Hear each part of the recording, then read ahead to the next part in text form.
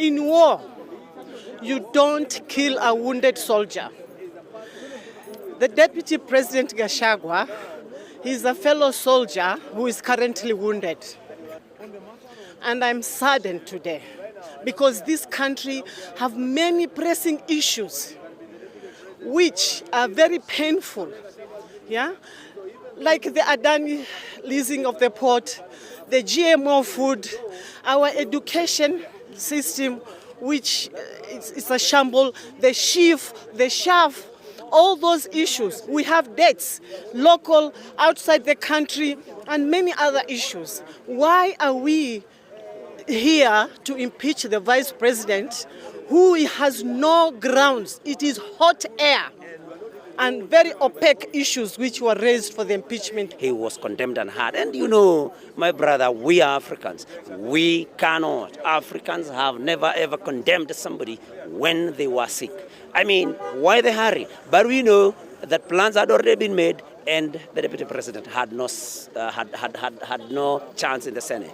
But then we have recourse in law, and I think we'll have our day in court. Because I want to believe that our judicial officers are going to look at this matter, and because it was done in a short way, I mean, even the motion itself was weak. I mean, the process this afternoon, I mean, the Senate did not consider that somebody was sick. I mean, if you followed the argument, the councils for the National Assembly saying that all they cared was that this was a time-bound process, which we were, of course, ready for. But then we had up to Saturday, like I've said, they refused, and the senators have proceeded to condemn a man on his hospital bed. So I think the court will look at this because our judicial officers, of course, are fair people. The grounds for impeachment presented to the Senate of the Republic of Kenya from the National Assembly, none of them, not a single one, was substantiated. Let's face it, this was more of a political process than anything else. I think somebody had already made up their mind that one, Rigathi Gachagua cannot continue being Deputy President of the Republic of Kenya. And so they have mobilized their side, they have ensured that they have the numbers. And because democracy is what it is, the majority must have their way, the minority will have to have their say. It was well decided long ago that Deputy President Rigathi Gachagua has to go. That is why even when the evidence is underwhelming, because the evidence that has been provided in that house is underwhelming, from the contributions of the senators who tell you that of all the 11 grounds, none of them has been able to be substantiated. But anyway, it's a decision of the majority. I didn't agree with it myself because I voted against the removal of the Deputy President. But I feel that if this evidence was to be tested in a court of law, I'm sure the Honorable Deputy President will be able to get justice and he'll be able to bounce back. But since he subjected himself to this process, and since we even have had more days in our calendar that would have sat tomorrow and even the day after tomorrow, I didn't feel why we could not obey as simple as obeying Article 50 of the Constitution on the fairness of the person who has been accused, so that he can be able to appear. He had directed to appear in person and through his counsels.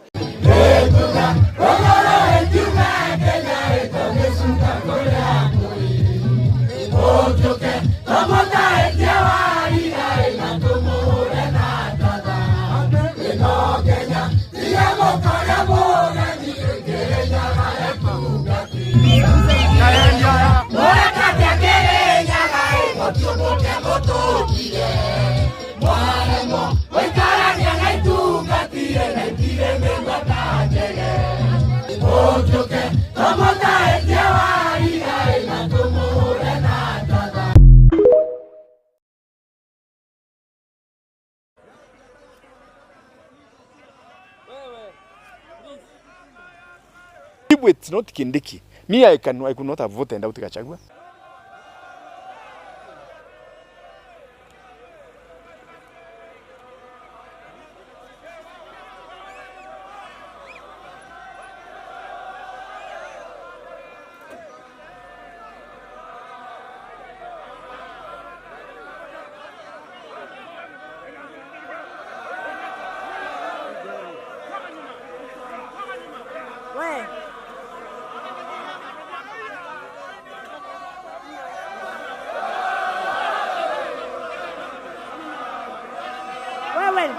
Mtu wa gari apite. Hiyo gari ipite.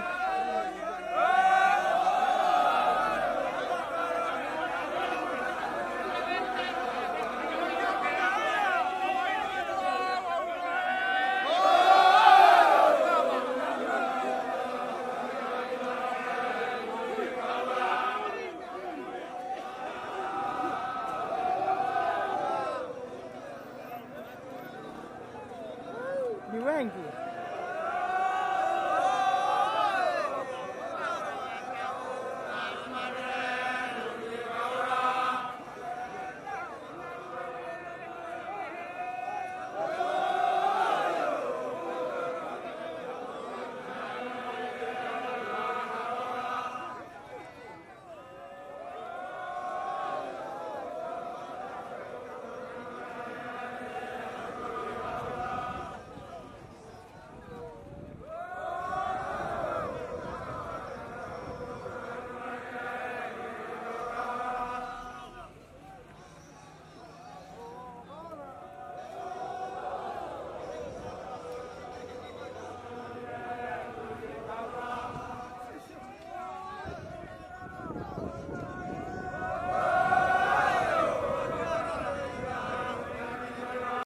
We believed as Meru MPs that number 2 is supposed to take that place of number 1.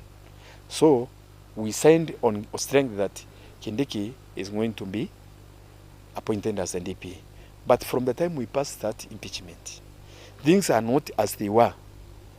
There is a lot of lobbying from various sectors of societies. A number of tribes, communities are lobbying to have their own to be number 2. I'm concerned because you see now, we are hearing of somebody like Irongo Kangata. They're even calling us, they're robbing us to support them. There is also a majority leader, Kimani Ichung'wah. There is Anne Waiguru. The women caucus of governors, they are happy in arms, saying that according to the speech of William Ruto, president, and he promised them that the next deputy president will be the woman, will be a woman. They are also mentioning Grandes Wanga. And also sometimes they even bring the name of Raila Odinga in the scene. So when they bring all those things in Kimeru, is what we say, Mambura ya kuyanyenje. Mambura ya kuyanyenje is not straightforward as it was. So I'm so much concerned that there are those other players who have come in the scene. See? So it shouldn't be as that rumors and as it was at that time, because he was number 2. Let's number 2 take from number 1, because number 1 has been impeached as the deputy president. More than that, when Kindiki is down here, like Central Imenti, all the rivers which we have froze to express, Tharaka, where he comes from. He knows the problem we have about electricity, about drones and so on. It's not somebody whom I'm going to call and explain. It's somebody who won't be even knowing by the time I tell him that there's a problem here, you already know. So to me, it will be a great advantage. I want to insist on that one shouldn't be repeated. There is no time when William Ruto called us and told us to impeach Gachagua. It is a change sheet which, it was the changes which were ending in parliament. But I have seen it that you people, you are trying to coin it and make it that it's William Ruto who told us. He did not. He did not tell us. We have our own brains. We have our own consciousness. And by the time I was saying that Gachagua will not be impeached, I wanted to be remembered. I had no idea, and I didn't have that rumor that it's Kindiki who is supposed to be the deputy president. If it's not Kindiki, me I can't. If it's not Kindiki, me I could not have voted out Gachagua. Our wish. You know, the moment I started thinking the opposite. Wakati aliteswa, si muhula wa kwanza ni muhula wa pili, wa 2017 mpaka 2022. Tafadhali asiguze mtoto yetu ya mlima anaitwa Rigathi Gachagua, hana deni ya mtu. Tuliwasameheana tukawaombea na mtoto yetu Mheshimiwa Uhuru Muigai Kenyatta. Na Mungu akawasamehea hata kule Hague. Kenya mzima, kanisa na kila mtu akasimama na nyinyi. Ukateswa na mtoto yetu Uhuru Kenyatta. Tukaamua tuache mtoto yetu Uhuru Kenyatta aki mbele ya Mwenyezi Mungu, tukasimama na wewe man to man mpaka ukafanywa rais wa Kenya. Ukaapa na ukasema, I will never oppress anybody, not Major Don, not General Gachagua'S, not Rigathi Gachagua, not Ketu Arugoro, not Wamaua, not nobody. Mimi nimesamea kila mtu na nimewachia Mungu. Simu ya Major Don na Mheshimiwa General Gachagua'S waache kushinda wakisumbuliwa. Gen Z ni ya Mungu na iko kwa Biblia, mtu ambie pasa yake amsomee verse ya Gen Z. Na kwa hivyo ndugu zetu waache kukua victimized because of their association with the Deputy President. We stood by you. The Honorable Rigathi Gachagua was victimized by our brother, who we have also forgiven, just like that verse I have read 77 times, and we have pleaded for his forgiveness. Na sisi tumeendelea. Kuna wale wachache ambao wanakaa, this wicked servant, ambao kazi yao ni kushindanga huku wakizurura kila mahali, wako Kayole. Na daigwira makiugate guide. Nani wala mweta okia thokie guku Nyandarua twauga atiriri na ni tunyitanite ithuothe atumia ni twerega uhoro wa mundu gwitwo Icung'wa mari mwega na ciothe maracemania twamathurire marute wira na matiraruta wira no mecedene kome nayo ya guthie gutinda makiuga ati ni marahura munini wa president mundu ucio tutiamwendete twamwendire ni undu wa Rigathi wa Gachagua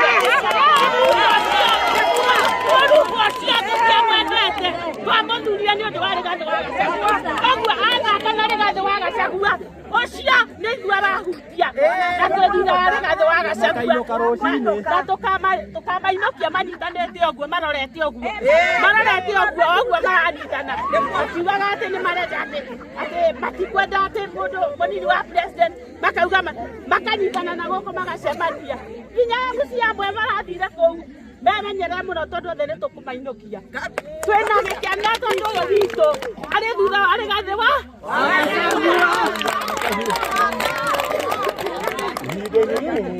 atumia aya nĩ mamenereirie thĩna wa gũkorwo atĩ barabara nyingĩ thĩinĩ wa gĩcigo gĩkĩ nĩ thũku cigakĩria njano, ũndũ ũrĩa makoretwo mena thĩna wa gũkorwo makiumĩria irio, ũndũ ũrĩa ũngĩ ningĩ makiuga atĩ nĩ makũmithĩtie na njĩra nene ngucanio ĩrĩa ĩthiĩte ĩkahagĩkwo kana katika taifa la Kenya siku ya leo, kwa sababu ya huyu Deputy President Rigathi Gachagua kuhusu kung'atuliwa ama yeye kuweza kutolewa katika ofisi ambayo kanisa takatifu wa Kristo na wa Kenya waliweza kumwombea yeye na rais wa Kenya, na akaweza kukua amekaa mahali amekaa siku ya leo. Naomba Bishop, kwa ruhusa yako niweze kuomba maombi yako na maombi ya Wakenya wote, ya kwamba tumesikia na tumeweza kuhakikisha ya kwamba impeachment motion ya Deputy President, kuna uwezekano hawa madugu zetu walioingia katika serikali, hasa kiongozi Mheshimiwa Raila Odinga na watu ya Azimio, nikitaja chama ya ODM, kuna uwezekano yale maagano Rais William Ruto aliweza kutupatia na kusema ya kwamba wakati kulikuwa na mhemko kwa sababu ya Gen Z revolution, tuliambiwa ya kwamba tunaletewa technical support, tukaambiwa tunafanya broad based government. Bishop, inakaa ni kama kwamba broad based government imekuwa broad based kata government ya Kenya Kwanza. Bishop, naomba maombi yako, kwa sababu tunapoangalia tunaona ni kana kwamba tuliweza kulagaiwa ama kuhadaiwa kisiasa kwa kuambiwa ya kwamba wanaleta Mheshimiwa Raila Odinga na kuweza kugawiwa serikali ndio waweze kumtimua naibu wa rais, wampeleke nyumbani kwa visingisio ambazo hazina misingi katika katiba yetu.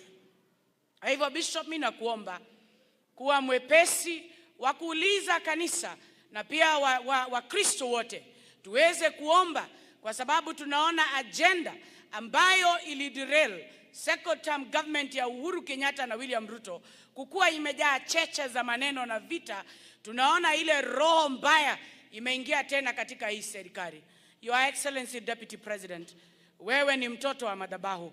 Umemuoa mke mchungaji na mama kuomba, anaitwa Bidolkas, second lady wa taifa la Kenya. Nataka kukuhakikishia hapa mbele ya hii madhabahu ambayo naheshimu sana, ya kwamba aliyemwamini Mungu, Mungu atatembea na yeye. Hata ukue chini ya bahari ama wakuwekelea kwa madhabahu zingine, Tunaliita jina la Jehova aliyetembea na Daudi hata kule milimani. Uye Mungu akusimamishe mpaka akutoe kwa majaribu ambayo uko nayo. Niseme ya kwamba rais wetu, wewe uliombewa na kanisa, na wewe wale waliotumiwa na Mungu kukuweka ndani ya hiyo ofisi, hasa jamii ya watu ya Mlima Kenya, you cannot punish us twice. We were punished because of standing with you, na hata sasa tunaona unataka kupunish Rigathi Gachagua, upunish jamii yetu hapa mlimani na diaspora, kwa sababu we have differed with you. Let me put this, Bishop, for the record. Rigathi Gachagua, Deputy President, hakuna kazi amepewa ikamshinda.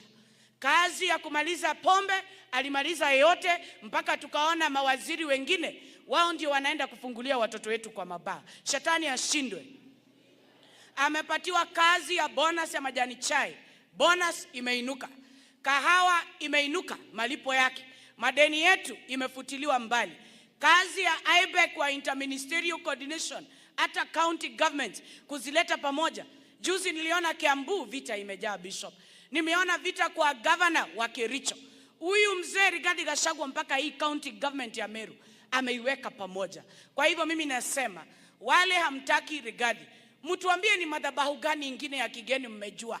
Kwa sababu maombi yetu ilikuwa ni Ruto, Rigathi, na Mungu akatupatia ushindi. Ile madhabahu za kigeni, miungu za Dagoni, tunaomba tukiwa Pefa Thika leo, ziporomoke kwa jina la Baba, ziporomoke kwa jina la Mwana, ziporomoke kwa jina ya Roho Mtakatifu. Amina.